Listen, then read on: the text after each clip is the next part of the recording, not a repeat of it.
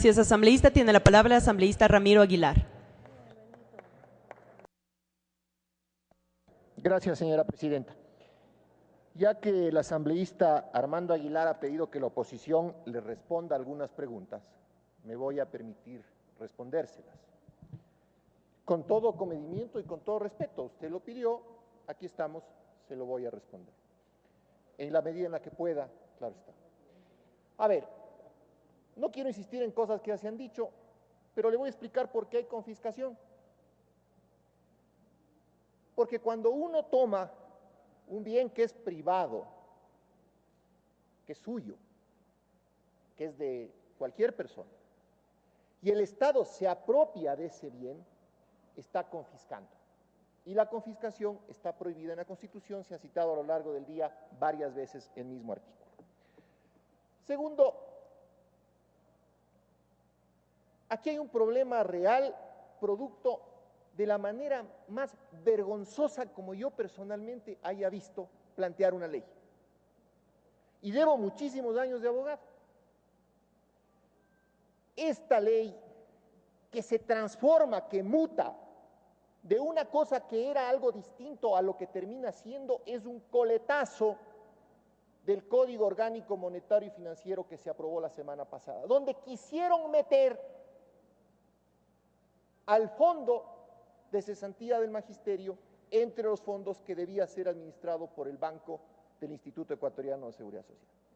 Pero son tan irresponsables al querer meterlo quienes idearon esto, que no sé quiénes son, que no se dan cuenta que al darle supuestamente la facultad al banco de administrar el fondo, la pregunta que subyace es, ¿y cómo el BIE va a administrar el fondo? Es decir, ¿va a ser administrador fiduciario? ¿Van a constituir un fideicomiso? ¿Va a administrar directamente el fondo?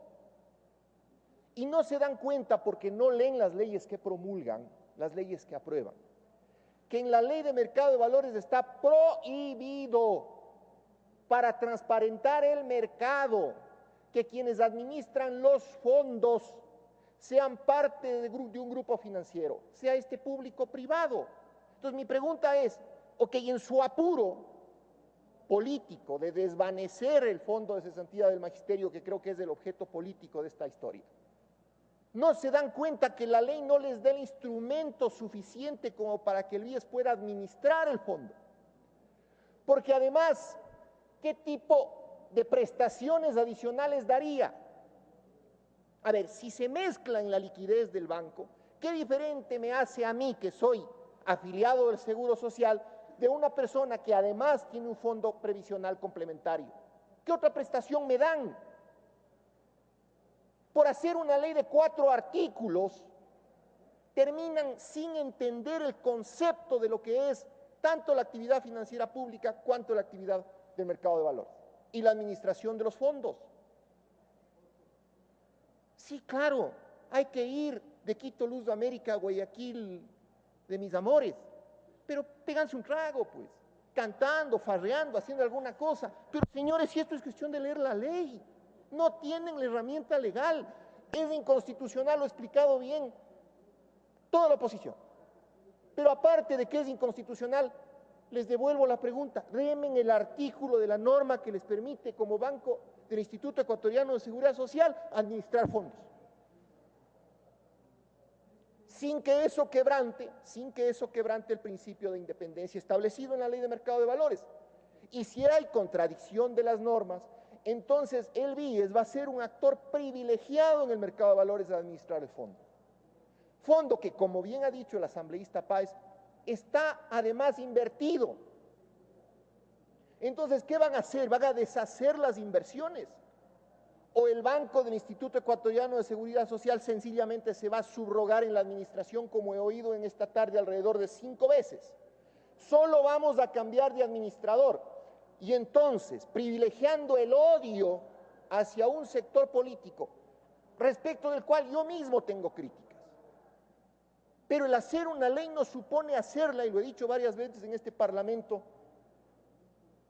desde las entrañas. Hay que hacerlas desde la razón. Y la razón les dice Señores, no alcanza la ley. Con una cuestión adicional, el agente fiduciario público a partir de la promulgación del Código Orgánico Monetario y Financiero va a ser el Banco Central. Pero eso aprobaron la semana anterior. Señores asambleístas y señoras asambleístas, aquí el tema es sencillo. He escuchado toda la mañana y toda la tarde cómo en el fondo el punto de inflexión es si el fondo de cesantía del magisterio está bien o mal administrado. Para unos está perfectamente bien administrado, al punto que llegó una delegada del fondo de cesantía a decirnos: oigan, todo está perfecto, vayan a ver los balances de la superintendencia. No, señora, yo no tengo que ver nada en la superintendencia. Si usted venía a decirme que el fondo estaba bien administrado, tenía que traernos las cifras y no nos las trajo. Y otros dicen que es una porquería de fondo, que ponen unos intereses altísimos, que no sirven para nada las casas que construyen, pero finalmente no puedo yo creer a unos o a otros. Tengo que auditar, pero ¿en qué audito? Audito con auditorías externas, confío en auditoría interna, le doy a la Contraloría una facultad que ya tiene. La Contraloría podía auditar los fondos entregados por el Estado inicialmente a estos fondos previsionales, porque son fondos públicos y eso dice la Ley Orgánica de la Contraloría General del Estado. Ahora, si el Contralor tiene miedo a auditar, no solamente este fondo, sino todas las entidades públicas, ya no es culpa de la ley, pues, es culpa de los arrestos del Contralor. Si la Superintendencia de Bancos tiene dudas respecto de la administración del fondo, intervenga el fondo. Pero si al superintendente de bancos le falta valor, entonces no es culpa de la ley, es culpa de los arrestos del superintendente. No obstante, para cubrir eso, en el Parlamento se está discutiendo una ley cambiada absolutamente de su origen al producto final, con graves problemas de articulación legal en la mitad. Y eso no está bien. No está bien, porque entonces pasa lo que suelen hacer ustedes, y es cambiar la ley cada 3 meses. Dictan una ley mal hecha, apoyados en su mayoría, a pesar de las advertencias y alertas que les hace la oposición en general, revisando el cuadre constitucional y legal, y después tienen que cambiarla de nuevo. Señores, aquí hay que tener responsabilidad y decir las cosas por su nombre. Si lo que se trata de hacer aquí es pulverizar al MPD y destrozarle políticamente, ok, háganlo como ustedes quieran, pero no le metan a la ley en la mitad y dejen que el MPD se defienda políticamente, pero le han borrado además del mapa electoral. Señora Presidenta y señores miembros de la Asamblea, este es el primer debate de una ley inconstitucional. Esta ley debe ser archivada. Y el punto que se está tratando debe incorporarse a lo que ya han dicho ustedes varias veces, un Código Orgánico de la Seguridad Social. Eso es lo que se debe hacer. Ahí demostrarían ustedes madurez política y responsabilidad. Pero si no lo hacen, sí, la persona que propone la ley puede tomarlo a broma, puede reírse, puede decir, sí, me bajé el fondo de cesantía del magisterio y soy Superman. Pero en el fondo no se está bajando el fondo de cesantía del magisterio, siendo redundante. ¿Saben lo que se están bajando? Se están bajando el derecho a la propiedad privada. Eso se están bajando.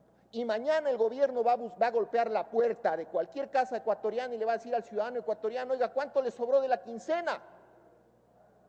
Y lo que le sobró de la quincena preste para que le dé administrando el Estado, porque usted es un mal administrador y no da de comer a la guagua, no da de comer a la mujer, no da de comer a los hijos. ¿Les parece lógico eso? ¿Está bien? Desde luego que no,